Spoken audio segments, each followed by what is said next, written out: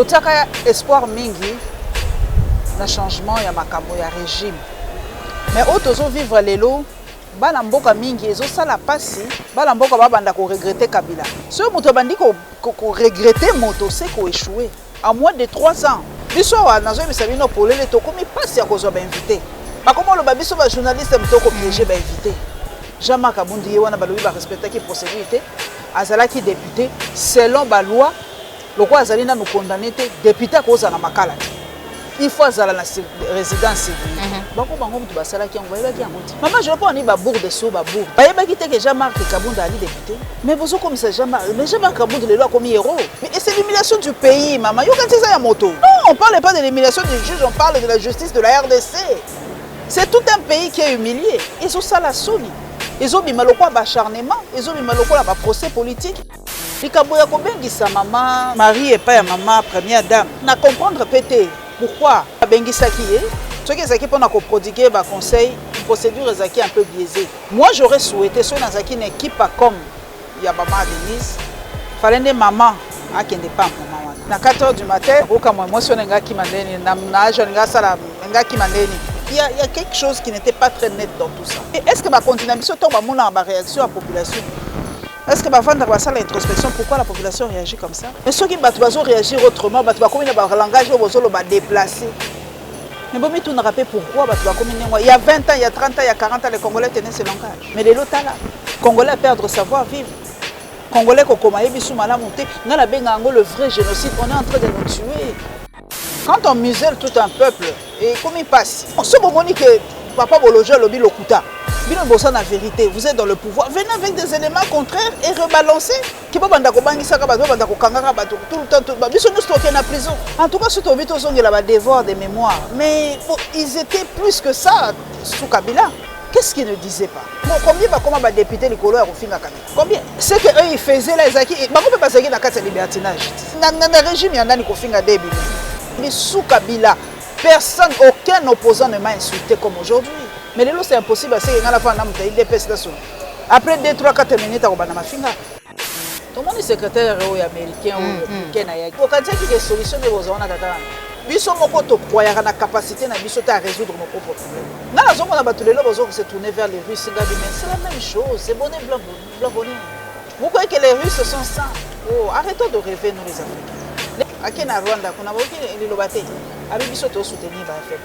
Rwanda parti va soutenir ba fait. Donc vous avez donc à la face à monde entier que biso peut soutenir ba. Donc à faire passer mais donc à bêti c'est biso mitou hein. Abi bon, je coupe la poire en deux. Et quand c'est mon tonnerre qui a pour nos beaux yeux, il est venu voir les intérêts américains pour sauvegarder les intérêts américains. À cause de Rwanda, à cause de la RDC.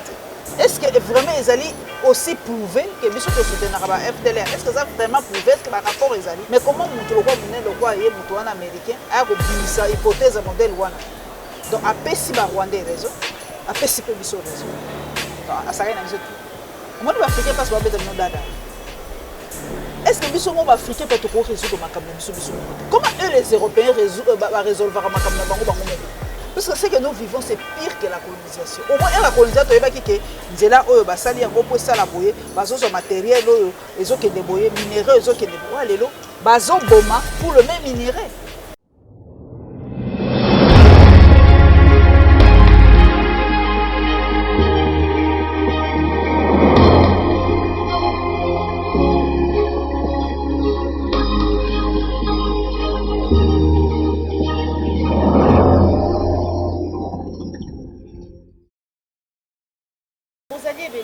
Balandi, il y a Plus Clair Télévision, la chaîne des vérités, la chaîne qui vous informe à temps réel, Mbote Nabino, Bipa Union Sezouami Bino. Et si vous alliez belé, vous oubliez pour l'andabiso mukolo malelo, numéro ya sika oyo to côté na banda kuna bino na mwana mboka Kimutu oyo azali bongo mukambi ya chaîne to bengi chaîne YouTube to bengi la Lion Télévision, journaliste moko bapanzi sango sala na kati ya mboka na biso République démocratique du Congo bosepelaka na lolengo azali chaque fois kopesa makanisi na ye bunda pona mabi matali mboka na biso République démocratique du Congo.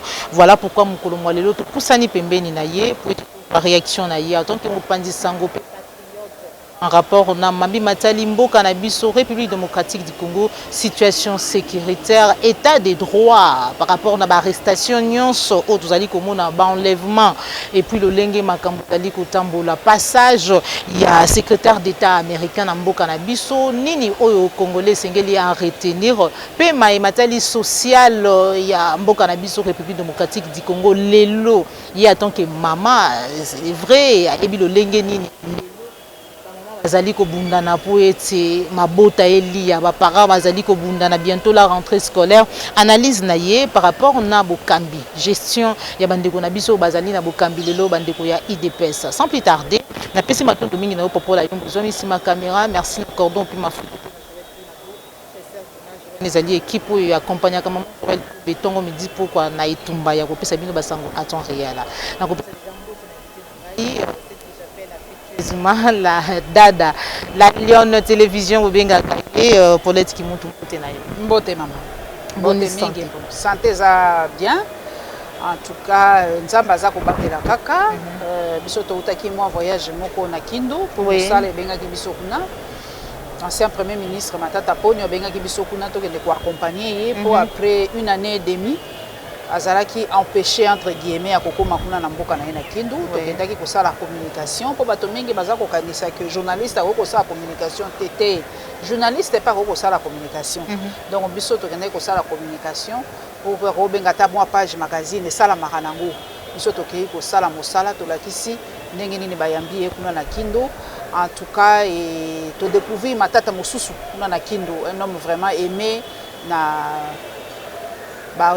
oya ye kuna na Kindu balingi mingi asali ba action penza visible et palpable en tout cas tongi ba biloko na ye université école kuna kutu ba surnommé monsieur Goudron pour penza Goudron et kota penza na ville ya Kindu et belé en tout cas azali vraiment aimé de sa population et bimisa ki pe moi polémique moko ya construiseur chez vous oui likambo wana bana mboka mingi bisusu ba ko sepela nango misusu ba ko sepela nango te mais ngana lobi ezali kaka bien Congo nyonso ezali epa na bino oya monika ezali na capacité à kotonga ta quelque chose au Congo profond atonga kaka po wana au moins une chose jamais ba ko ya kolongola ngo po mabenda ngo esika mosusu eloko memeli jamais kabundu makambonde yango te ya okende kozwaka ba biloko okende kotiaka epa ya ba mindele biso to lingi to changer moi mentalité en tout cas que arrière pays to kanisa arrière pays na biso c'est vrai que biso ba to botami awa arrière pays ezolobela biso penza mingi mingi te mais to bosana te que to uta quelque part et pas na biso na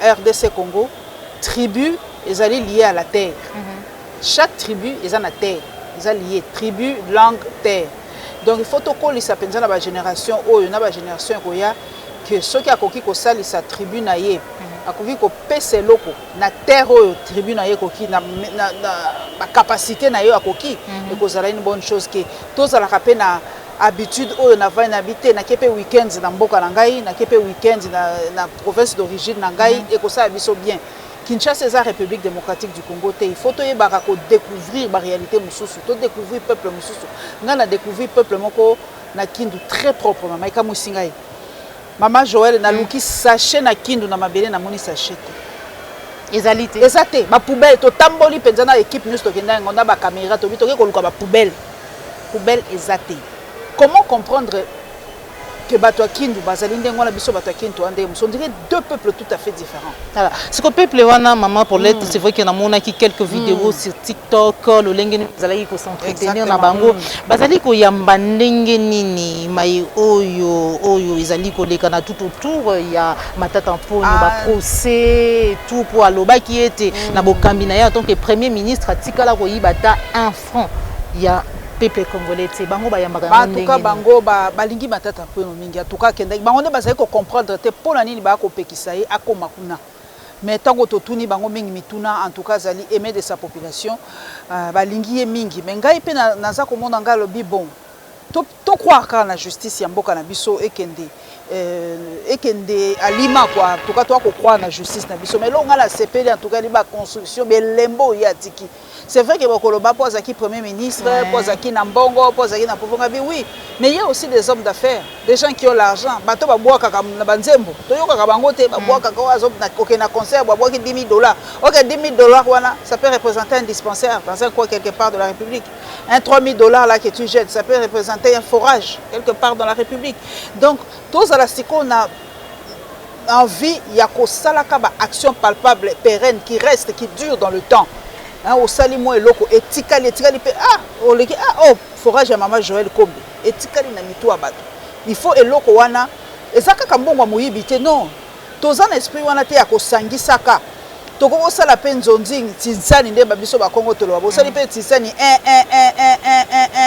boko spé $10,000 bo sali pe forage na mboka et sauver pe ba population mususu esprit wana nde biso ba Congolais tozaka nango te ko sala des actions pérennes qui restent ozomona donc namoni même na kindu penza eza soki batangi kombo na ozali moto yebana soko za ndako na mani na kindo te komi moi bizarre hein maman comme je le komba yebana mais na kindo ala ndako te do ba mono moke donc vraiment il faut donner ça escadela to moni Salomon escadela na pesi mbote mingi papa otonga na mona ki ndako ya papa tango fort na moni ndako ya papa tango mwamba na moni ndako ya bo ozoma ba grand no ya biso ya maniema to so ke kuna pa ba moni ndako voilà c'est ndako ya oyo tala ndako ya oyo construire une maison pour un ministre ou pour un député c'est pas balobo que le tonga villa moko extraordinaire non mais ndako so komi en place na mboka na ko même ko la no tete na mboka ne faut que do telemi oke na ndako no ke ko lala ozomona donc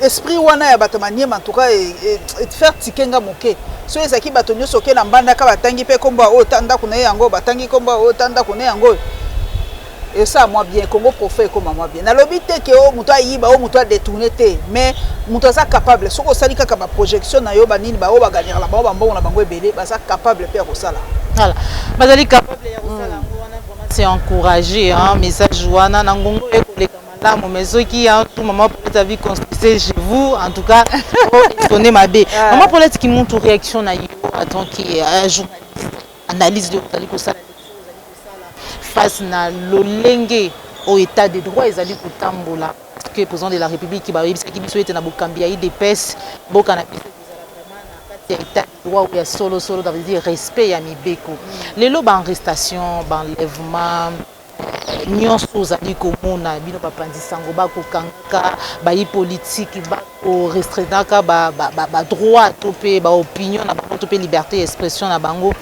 lolenge oyo lolenge ezali kosalama lecture na yo par rapport na wana ezali ko inspirer yo nini ko lobela yo nini ezo sala pasi ngala lobaka déception ezali proportionnelle ya espérance tozwaka yango wana nzambe na biso na pesa que toujours raison pas lobaka malheur à celui qui se confie à l'homme totiaka espoir mingi na changement ya makambo ya régime mais o tozo vivre lelo bana mboka mingi ezo sala pasi bana mboka babanda ko regretter Kabila. Ce moto bandi ko regretter moto c'est ko échoué en moins de 3 ans. Ils ont ça la passe. Tala moto kwa Jimmy Kitenge c'est vrai par rapport à ma propos ce qui nini alobaki tout ça. Mais procédure peut faire ça là dans makati. Biso wa nazo bisabino polele to komi passe ya kozo ba invité. Ba comment le babiso ba journaliste mtoko piéger ba invité. Ozomona.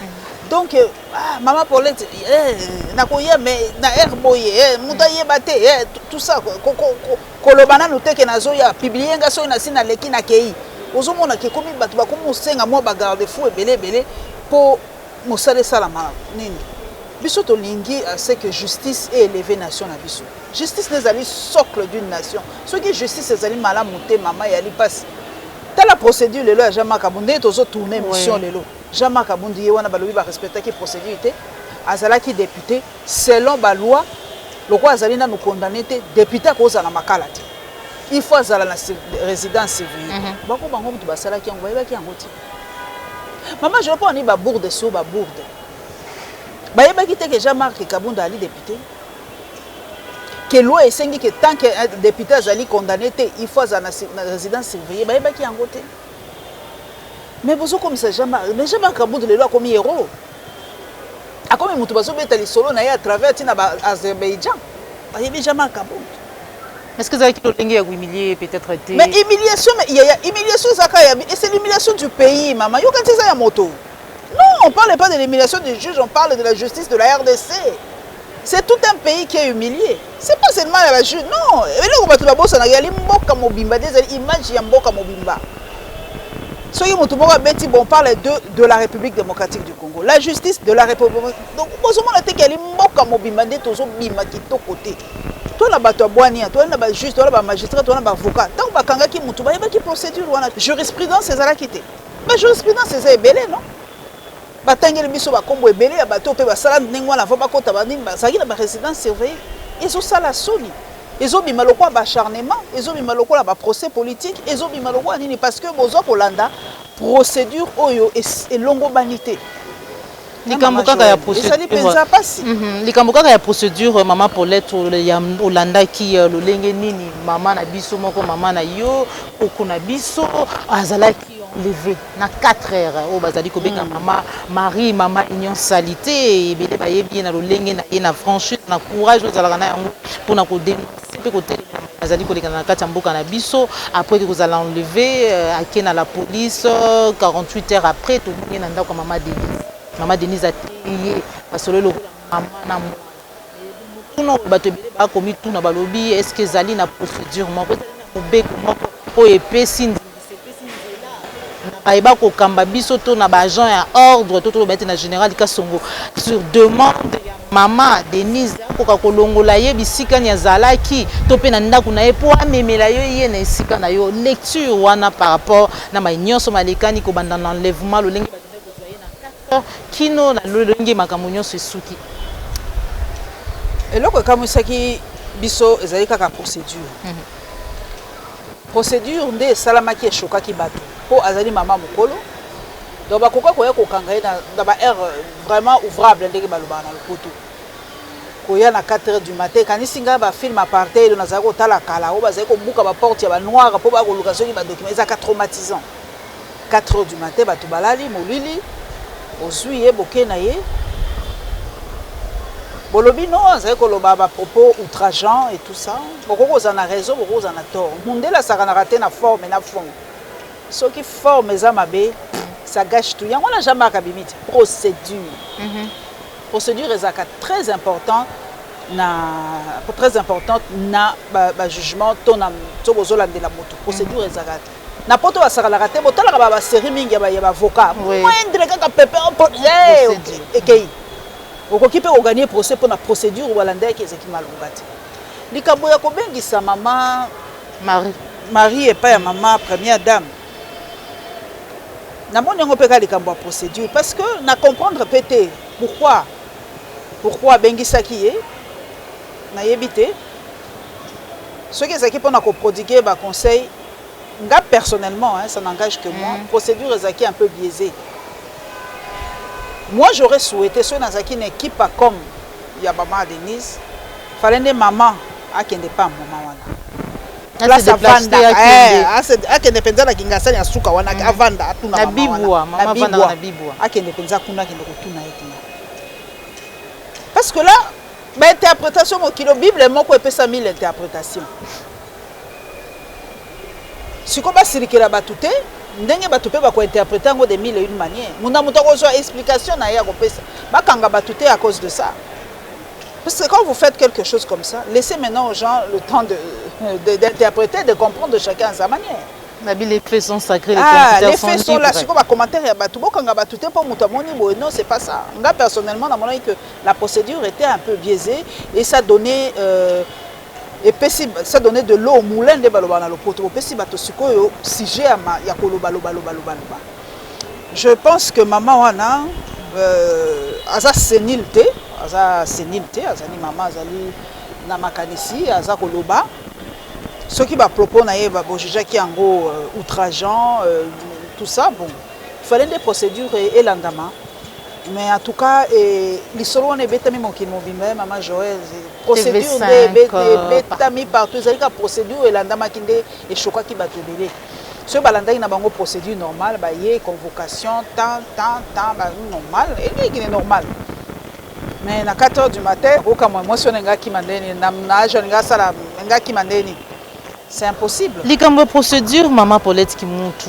Qu'est-ce qui fait que l'élo bah yoba ko kambabi prona qui état des droits respect à texte ezali bongo pe respect à procédure bon pourquoi vraiment que ça les la ngoti nazo comprendre pété relâchement ngo ya pardon ya ba droit ngo na comprendre té pona nini bato mibeko ngo ba juge ba avocat ba nini bazo ba procédure est-ce que tozo tanga lisu que là c'est ngo malamu té to il faut tout ça mise à jour na yebité to ba livre comme ya kala to nini to changer droit na biso spécialement congolais na yebité bato mibeko ba yebi ba procédure nyoso ba sala ka mais pourquoi on enfreint tout le temps ba bourde les osalama tout le temps pourquoi les osala kitoko te ba mekana ko revoir nanu ba mekana ko zonga sukotanga hein ba zonga sukotanga kotanga pe comment on a téléphone so amoni ko zo livre ta ko ta téléphone ba zongela ta kotanga tanga nanu ba zongela nanu mise à jour ya ba et ça kitoko te maman Joël les osala bien te c'est l'image de mon pays qui est salie à l'extérieur les osala penza kitoko l'image de ton pays moko ya ba invité na yo de Kwalembo Lodjoa na banza été peut-être tindela ki opé message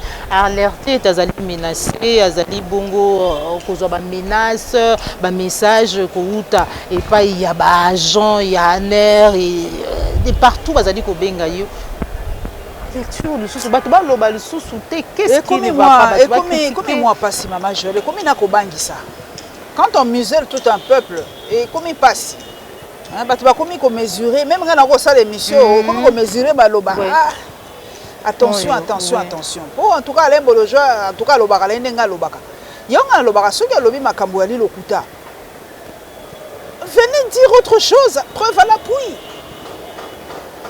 En tout cas, surtout au il y a devoir de mémoire. Mais bon, ils étaient plus que ça sous Kabila. Tout ça, il y a un plateau. Qu'est-ce qu'ils ne disaient pas? Qu'est-ce qu'on a colobaté? Na répété combien va comment député les couleurs au fin Kabila? Combien? Les deux, qu'est-ce qu'on disait pas? Kabila Bomina Est, Kabila Zaliboui, Kabila Rwandais, Kabila comme ça. Non. On les laissait passer dans l'écran la mission. Mais les lieux comme ils passent,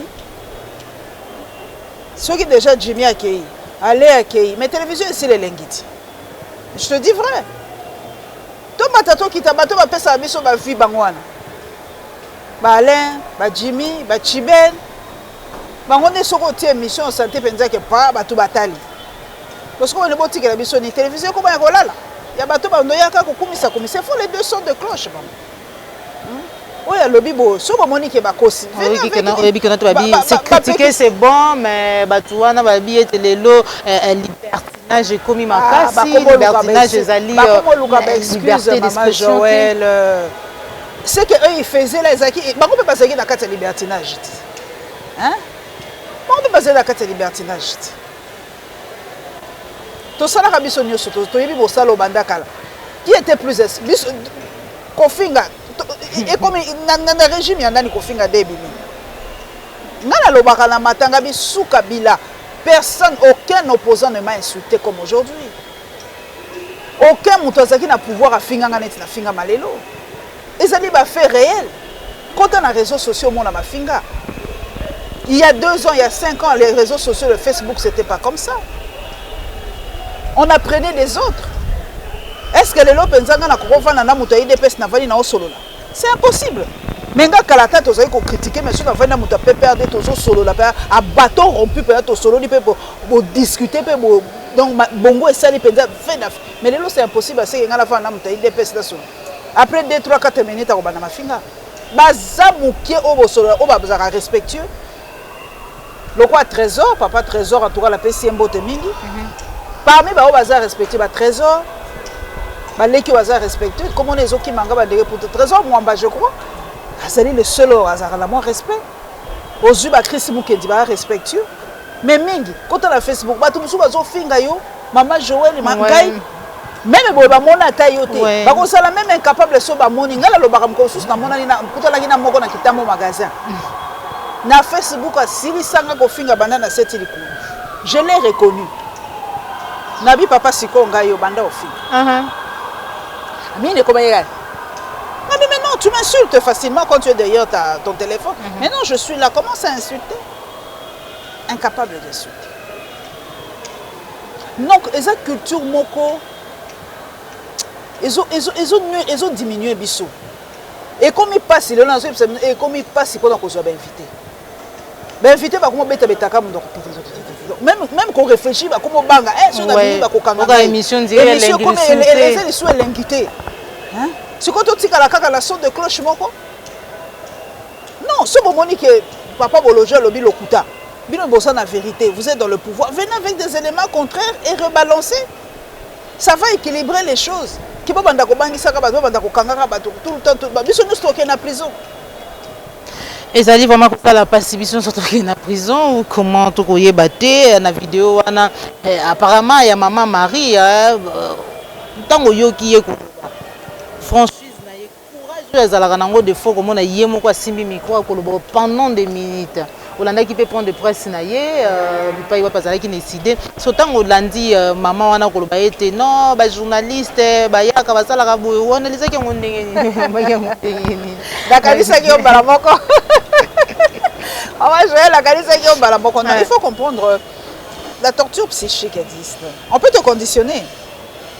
Bato basala biloko wana ba basala ba service on peut te conditionner sans le vouloir. Hein? Est-ce que biso ba journaliste toyaka to tiebo to lobi na loba boy? La maman elle est âgée, elle a 79 ans, ou c'est 69 ou 70 un âge dans la septantaine. Donc c'est facile de conditionner une femme, une dame de cet âge.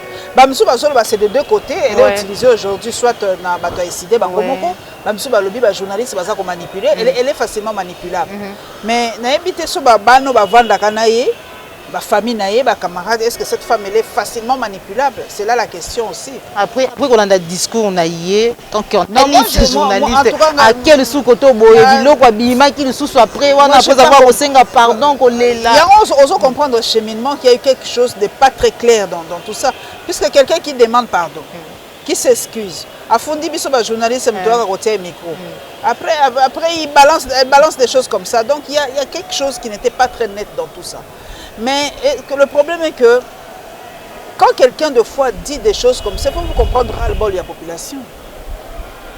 Il y a des gens qui souffrent. Peut-être maman Denise, maman Denise, respect, première dame, respect mingi. Basi Moussoussou, oh, il y a lobby, ce n'est que le 1/10 de ce que disent certaines personnes. Peut-être pas les gars, la habilité. Au coup, on a battu Moussoussou, Penza, on a lingué à poser une question. C'est pour ça qu'il y a lobby au Kanga, il y a lobby au Kanga. Oui. Combien de fois, on a lobby au Kanga. Oui. Les gens expriment leur ras-le-bol de plusieurs façons. Il faut de fois pour vendre, ceux qui de fois sont mes parents. Moi, je commis moyibi. Et moi, mes parents vont me dire, mais pourquoi opinion, mais pourquoi mon enfant devient un voleur?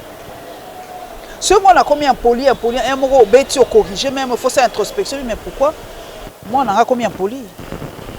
Est-ce que Zali milieu n'a vendu? Est-ce que Zali Emoko peut-être n'a Jissaka Mabé? Est-ce que va continuer à tomber en réaction à la population? Est-ce que va vendre l'introspection? Pourquoi la population réagit comme ça? Est-ce que va mis tout nara? Est-ce que dans la société savante va vendre dans régime? Mais pourquoi la population pense ça? Pourquoi la population réagit aussi sauvagement? Pourquoi la population tient des propos aussi outrageants? Est-ce qu'il va vendre à réfléchir? Pourquoi?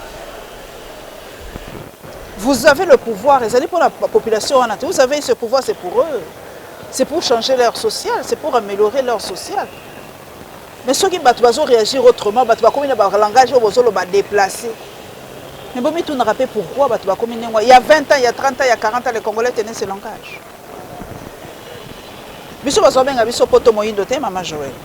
Les Congolais étaient bien éduqués, bien formés. Bien formés, tout ça, politesse, savoir-vivre. Mais les lots là, Congolais perdent savoir-vivre. Congolais le vrai génocide, on est en train de nous tuer. Puisque l'éducation, bana lelo mama Joël PC biso nyos na efasi ko zwa mwana na stage ayebo azo kokata ninga ko banda biki na kaete azo yeba tendeni na ko banda C'est ça le vrai génocide. Dans génération mobile déjà l'équipe bon support ezoya génération ezoya. Tozaka génération Facebook, il y a Instagram, il y a bien mais sous bâtiment musu suffit ça là. Maman Joël. Ba mi contribution autour na te pourquoi ba jeune ba komi ba délai. Tant musu to ko la te ba kuluna te. Biso zota mona ba bijou or zota mona bijou na or OK wendelelo meka. Soki okufa te na bijou na yo mo ebomi. Quand tu as un téléphone portable, tu ne peux pas te promener avec ton téléphone portable. Aux autres, il y a des andos, au lati sac, au lati kimono, au kanjiba, singa, tout ça. Pourquoi? Parce que la situation économique est tellement dégradée que nous tournons sur le Kabika. Et le ras-le-bol de la population, il y a des gens qui s'expriment poliment, il y aura des gens qui vont s'expliquer impoliment. Voilà. Impoliment aussi, voilà. Maman Paulette qui monte aux réactions, les lots, Bunagana. Ça fait presque 2 mois, toujours sous contrôle. Il y a M23, Naruto, on a la localité, Misa tout déjà M23, les sous Qu'est-ce qui se passe? Et là, on y est ça là que le gouvernement Nabiso, FARDC, tout l'État congolais, la responsabilité na l'État, au état de nuit, Bangouna, Yamboka Nabiso. Ama Joël les autres ça passe. Tout le monde est secrétaire américain ou américain. Oui.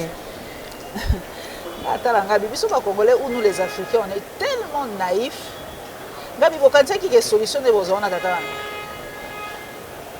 Les Africains rêvent trop. Nous sommes américains, nous sommes russes, on est trop naïfs. On est vraiment naïfs. Cette naïveté, on a cette vie à quoi? Naïf parce que nous sommes la capacité à résoudre nos propres problèmes. On se tourner vers les Russes, mais c'est la même chose. C'est bonnet, blanc, bonnet. Ces blancs-là, ils sont en train de faire leurs histoires. L'Afrique, c'est le roi terrain. Ils ont parti. Même ils sont dans quels sont nos intérêts dedans. Vous croyez que les Russes sont sains?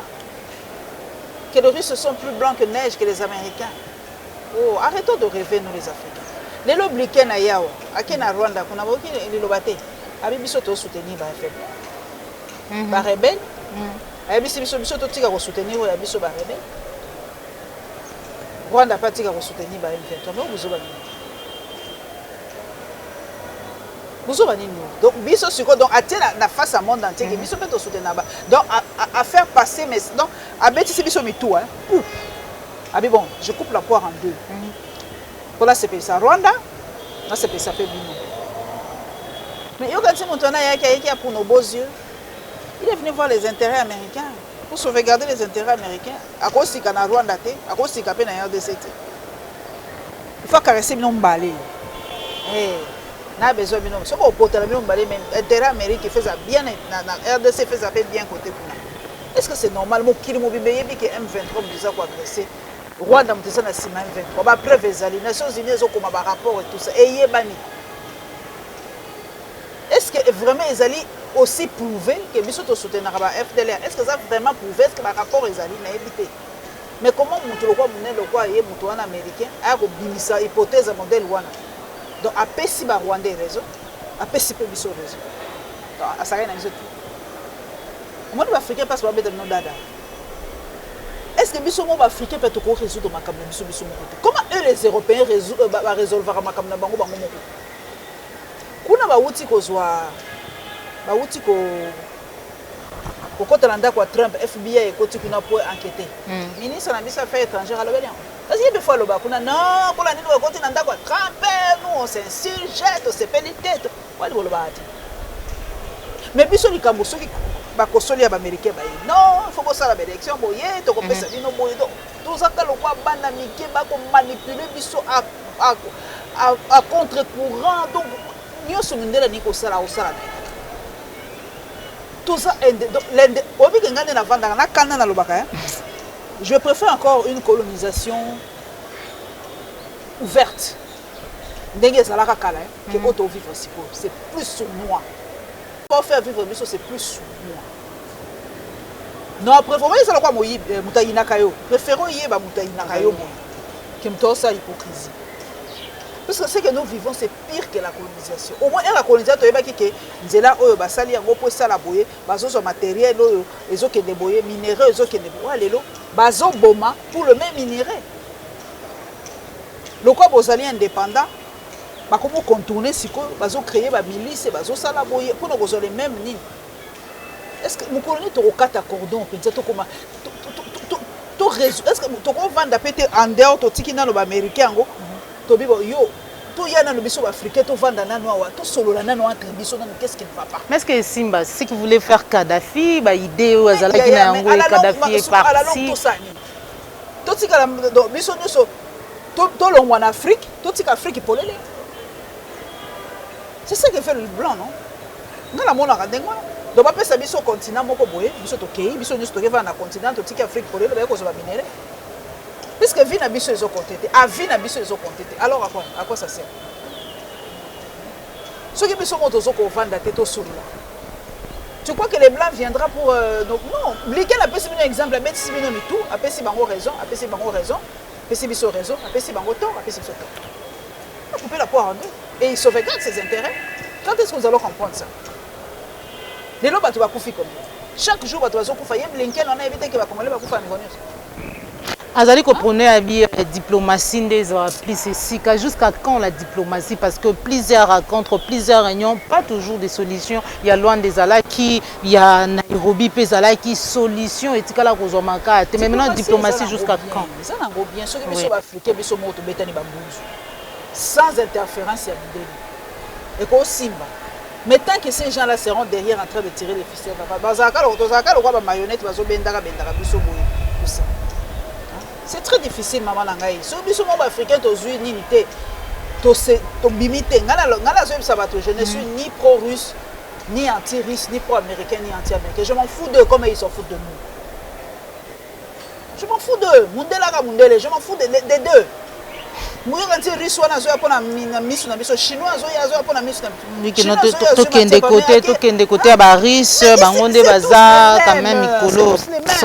Chinois, il y a pas bolingo na biso.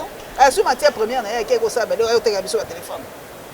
Yo quand vous venez il y a pas na 5 ans lié congolais collé. Que ce soit russe, chinois, indien ou tout ça. Mais les Africains sont trop naïfs. On est trop naïfs. Voilà. Naïveté ya africain ezali vraiment likambo jusqu'à quand makambo oyo ego aussi là pour finir classe politique maman Paulette qui montre que non lelo Jean-Marc Kabundi wana na ngambo déjà lelo ya opposition ceux qui makambo esili dans la course au pouvoir lobby na 2023 il y a Martin Fayulu il y a Adolphe Muzito il y a Matata Mponyo il y a Moïse Katumbi en tout cas bazali vraiment liboke belé ceux qui sangani poété pour ça congolais vraiment il faut mettre fin au régime peut-être ça peut changer quelque chose au moment la course en 2023 mutuna discours na yé Afrique hein faut trouver une solution parce que tout à l'heure l'élection ya biso yesimba na moti parce que après chaque élection Mobulo bimaka ka ba contestation bimaka. Biso africain to lina biso réfléchir té. Pour na trouver ba solution par rapport ya biso. Ngam ko suna ngala réfléchir mingi na vanda ka na réfléchir. Ce qui to ko sala peut-être présidence ou benga par rotation. Pour pesi président moko to président à cause de la force mingi te besoin de premier ministre moko. Ouais. Pouvoir pendant 5 ans. Aux Unis, au Congo, au Congo pendant 5 ans. Donc pendant 5 ans, vous avez effort par exemple, vous avez la province à Bako. Pendant 5 ans, vous avez se focaliser dans Bako. Aussi, si Bako, vous avez province. Ou pendant 3 ans, l'effort sur la province. Aussi, si vous avez la province, vous avez s'éparpiller. Vous avez un bon moment. Au moins, si vous savez 3 ans ou 5 ans, au moins, vous voyez que chaque province, et qu'on soit en réalité, la province soit moins quelque chose. Et là, on a 5 territoires. On a depuis les bandes qui n'ont pas fait. On a une métier de faisabilité. On a lancé un appel d'offres.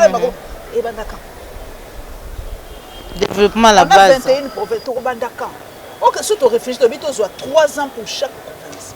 province moko moko ate loko moko ya palpable bima na chaque province et ça la rotation ndengwana président Congo Brazza bande ko sala mo eloko moko na genre wana bobi bon 3 ans oyo to tiango kaka pona province ya Kwilu qu'est-ce qu'il faut na priorité na province ya Kwilu nzela mai boye boye pour se focaliser na Kwilu ouais bossi Kwilu bon toki na province mususu qu'est-ce qui est prioritaire pour la province ya Lualaba pa 3 ans après qu'est-ce qui est prioritaire pour la province du Nord Kivu il y aura des choses palpables tout effort nous sont égaux à la mise dans la province moko est-ce que tous ont déjà au salle d'élection bon pourquoi trois élections en Afrique non mon kaka na félicité ba Kenya hein moi ba Kenya ne ba sali bureau par bureau hein et ba sali manuel ba sali machine à voter c'est manuel hein mais ils ont du bureau par bureau donc ceux qui pega nani to lingi na bisopé quand on veut on peut surtout lingi de sortir sérieux tout tia sérieux mais sopé to lingi to tia pe qui sérieux tene to ça siko ah on se rend pas compte qu'on est en train de tuer ce pays le pays est en train de mourir, maman Joël. On ne se rend pas compte. Le pays est en train de partir. Est-ce qu'aujourd'hui, il y a la sincérité dans la classe politique? Tantôt la déclaration à mon amboka Adolphe Muzitu azalika na kati ya lamuka oya estimé on ne peut pas s'appuyer sur celui qui a commis le péché pour combattre celui qui a profité du péché parce que du côté à Nouvelle-Élan bazali estimé Martin Fayulu azali lelo en connivence na Joseph Kabila oya yibaki maponomi et kasila ki kopesa Félix Antoine Tshimbu Tshisekedi que lelo ce qui azali na Kabila ça veut dire azali ko encourager péché wana oyo Félix Tshilombo salaki ya kozwa to pe ya ko bokondi na ye sincérité na kati ya classe politique ya bango te tantôt Katumbi tantôt Bemba tantôt la politicien basi ba lobisi on tourne autour du pot la priorité ça doit être la RDC c'est la priorité RDC tozate le diable ou le jugement du diable est déjà tranché non tout ce qui est discours, distraction, tout ça, tout ça dans le RDC. Où va le pays? Tout ça, c'est bien beau des paroles, être avec Kabila. Non, pas. Mais on tourne en rond là. On va gérer la fidélité dans Kabila. Tout le monde qui va signer qui va papier, les bazar. Ils ne sont pas dans l'Union. Demain, ils seront avec le nouveau président. Alors, tout à l'heure, où va le Congo? Dans 10 ans, dans 10 ans, c'est ça l'essentiel pour moi. Ce sont les mêmes qui vont se retourner là. Est-ce que nouvelle classe politique un jour et changer ma c'est là, c'est pas là, c'est là. Si on change là, on change la classe politique. Mais ce sont les mêmes personnes. C'est là. Quand on change là, on a une autre vision, on a une vision claire, on a un leadership clair. Tout va changer. Quand on veut, quand on dit clairement ce qu'on veut de ce pays, on propose des lignes directives claires. Pas naviguer à vite, on a mis le projet, après non. Quand on a une ligne directrice claire, tu dis que tout ça est clair, en autant d'années, on va sortir autant d'argent. Quand c'est clair et net, on le fait. Mais quand il y a des flux artistiques, ils permettent de se retrouver, non. Le pays n'avance pas, on recule. Les individus s'enrichissent, même beaucoup voilà. Donc comme la émission na biso maman Paulette ki mutu matondo mingi pona opesa biso ngonga osolo na yo mais na ngonga okaka ningo utai koloba déjà Jean-Marc Kabunda kozala na résidence surveillée et non plus na prison centrale de Makala parce que procédure ezala qui violée ezala qui respecté té Jimmy Kitenge na Makala François Peya na Makala bavoka na yeba ko senga ka tongo midi ko etazwa po ba médecin ba yaki déjà bazo senga rapport ba médecin ko ba bieta na ya santé ya malamu te probablement a robima na yep a rozwa nini provisoire probablement a robima na yep donc on ne sait pas voilà donc espérer pe lobi tout monde a payé avec Jean-Marc Kabunda quitté tout fait justice on a yebi na ngate en tout cas et là oza les sous donc on ne sait pas ce qui va se passer demain. Zombo le soir, on est à la football, on a dit sur moi. On occupé, jamais on a croisé mais autant on va donc on sait plus très bien ce qui se passe donc tout à la gâteau peut ça la Zambie tout c'est la leadership à Sika muto ko yana vision claire pour conduire ce pays sinon là on est en train de naviguer à vue. En tout cas, merci beaucoup. Nde awande toche litono na émission na biso mukolo mwalelo o tozala ki ya koyamba mukambi mukolo YouTube la liane télévision lo lenge na yebisaka bino ete bo s'abonner massivement ezali lo lenge ya ko soutenir ye na musala zali ko sala ezali na lo lenge pe ya ko contribuer na lipo ya mama Paulette na libota na ye na nyonso parce que il faut vraiment savoir nous encourager atako ko so différentes $10 $20 mais ne fils kata kota la vidéo surtout ba publicité et kaka na kati ya ba vidéo na biso ezali vraiment le lenge mususu ya ko encourager bino à vous abonnez-vous aussi sur Plus Clair Télévision toujours comme d'habitude et puis vous continuez vraiment à soutenir biso de to kutani bongo mbala ya sima mekasi ya mbuto kabona na mama Paulette ki mutu na kozom c'est sous micro et pas na ye nini o pepe congolais ko retenir en rapport na émission ya mukolo mwalelo et puis je ne sais pas ce qui numéro ya téléphone pour na ba ko sepela ko en privé pour Namboka.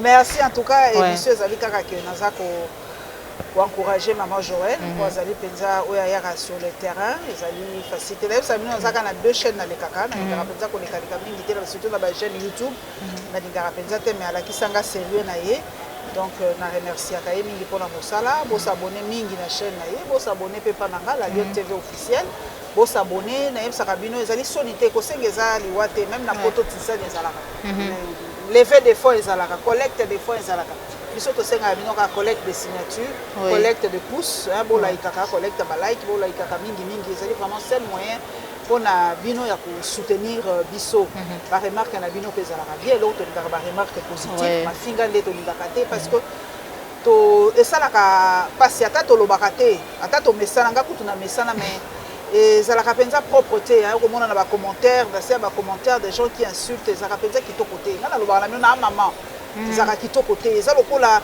ozoyo ki sababoti na osoni hein et parce que biso net tozali ba image ya baboti na biso ya ba famille na biso loko to bosa na ka fois donc bo aider biso bo liker en tout cas ko zala bien ko zala soutien na bino pour na biso ba oyo tozo sala mosala dans toutes les conditions et comme moi passé je vais demander comme moi passé ko sala l'émission en toute liberté dans la République démocratique du Congo et comme moi passé to comme na moi ba réserve to comme ko balola maloba na monoko penza va koloba donc il faut bien comprendre pour soutenir Pédiso et vous allez bien numéro nangai ezali le 0820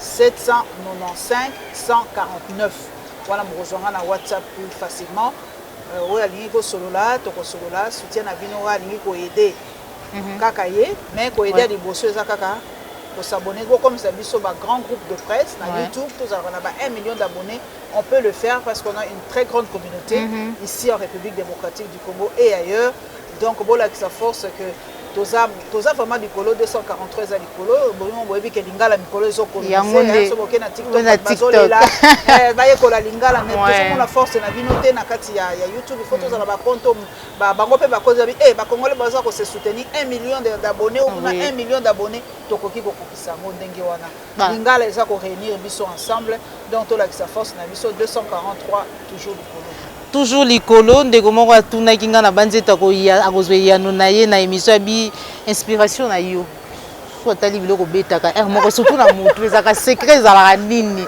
obimaka na façon na yo donc obimaka yo moko na ndenge na yo so biso tokela ba kabelo ba nini mama Paulette abi kuna na bwaka mbongo trop siko ekuta ndeni c'est une forme de maman je de révolution de prise de conscience.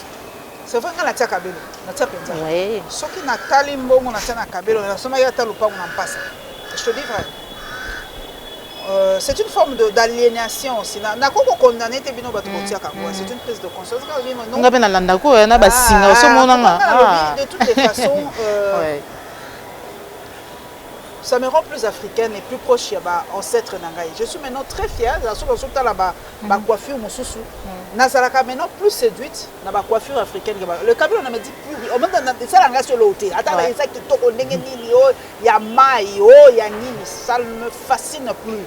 Et le belanga sur le côté mais quand je vois une coiffure africaine ça je suis vraiment on nous a fait oublier tout ça, on a tué ça en nous. Il y a coiffure, on a mis il y a mis il y a beaucoup. Alors j'avais d'abord pris la résolution, on a tika pour défriser. J'ai laissé, pour plus ou moins 5 ans on a défrisé à donc ce sont mes cheveux naturels. Ensuite, on a continué ma coiffure, on a mis au babenga au bantu note. Ouais. Donc américain bakanti ba onde basala ngonte biso. Donc ba bazwaka bilo na biso. Donc vraiment au moins so tani ti clip quoi da pour moi ça fan na clip moi ça na fali. Au moins ba coiffure wana. On a une haute coiffure que nous-mêmes nous négligeons. C'est tellement facile, c'est vrai que c'est tellement facile au Tiekabé, au Botina Caprice. Mais culture c'était toute une communication. On a la histoire de la coiffure. C'était toute une communication, c'était tout un art. Les acquis vraiment symbolisme. Les acquis qui tournent ma case. Moi, je suis en train de retomber amoureuse de la coiffure. Moi, je suis au Calais. Tu vois, on nous a fait haïr ça. Oui. Mais Bélo n'a moni sur côté de la coiffure, tu vois que les équés zongi, il y a même des bijoux avec ça et tout ça. C'est une façon il y a au rival. Déjà bindé les dominants ils sont à tout. Tout ce qui attend la souki, il y a bisoti. Tout ce qui attend la souki au moins pour faire l'identité, tout ce qui attend la souki. Ça pas tout il y a bango, bilamba il y a bango mais ne fût-ce que capillaire, là au moins on peut faire ce que nous. Ça alors effort un retour à l'authenticité, ba robe, tout ça, c'est vrai que le pan c'est à nous le pan, bien qu'il y ait Hollande et tout ça, histoire à pan, c'est vrai que le pan n'est pas vraiment africain, on s'en fout. Quand on dit quelque chose de colonisant, comme il y a biso. Donc moi j'aime beaucoup le pan. N'ayez que créativité à couturier, la biso et binaraming na maputa. C'est vrai que le lot Joël c'est quelque chose de simple, Donc le pan aujourd'hui est mélangé avec d'autres tissus et ça donne l'originalité à l'Ikuta. Moi j'aime beaucoup le pan. Moi ambassadrice à couturière. Donc moi puis on a revalorisé. Tout cas c'est la maman ma petite vidéo Fanny Mandina, Chérie et Sam, Lydia Sambay. Bichilux, ça est belé. Donc, on soit on na lance rappel, on moni que a sepeli kolati sangai, benginga na téléphone, na repese li pour tatongier, je fais moi je suis comme ça. Moi je vends ce qui est à nous. Slogan angeza habillons-nous chez nous avec nos couturiers. Tout ça la bateau ba ebi misala mais ba influenceur ba benga ba influenceuse ou influenceur dans le bon sens du mot. Boni kolata ka biloko ba paya. Et pourtant, si tu es tu ne sais pas comment tu impactes na batebele. Moi j'aime découvrir. Contactez-moi. C'est ce que moi je peux faire pour l'amour du beau et l'amour. Il y a compatriotes. Et l'amour, il y a ça. En tout cas, félicitations pour ça. Merci beaucoup pour nous surtout pour nous honorer. Pas de plus, merci na popo la yombe. Et où tu connais en tout cas merci na yo na lingote na mwana loba comme on est peut-être ka olingate et où taki penza poto a mbalé penza roba ni puta tindelinga. Donc merci à vous en tout cas. Moi je suis amoureuse du pan. En tout cas, il y a Maputa, l'africaine, il faut vraiment l'africaine, mingi fierté na biso. Merci na popo la yombo zoma qui si ma caméra, Christian Bopati les référendums, mais ba union en tout cas bon botama il a fois de plus na maman nangai maman Annie Mbo et qui l'a depuis France mbotama na mela na ba union so ba botami mukolo mwalelo de to kutani bongo mbala sima soki nkolo abate. Likez, partagez, Zali Baladiboso Landabiso, Kobo Sanate, ko s'abonner à la Télévision, la chaîne de vérité. Au revoir.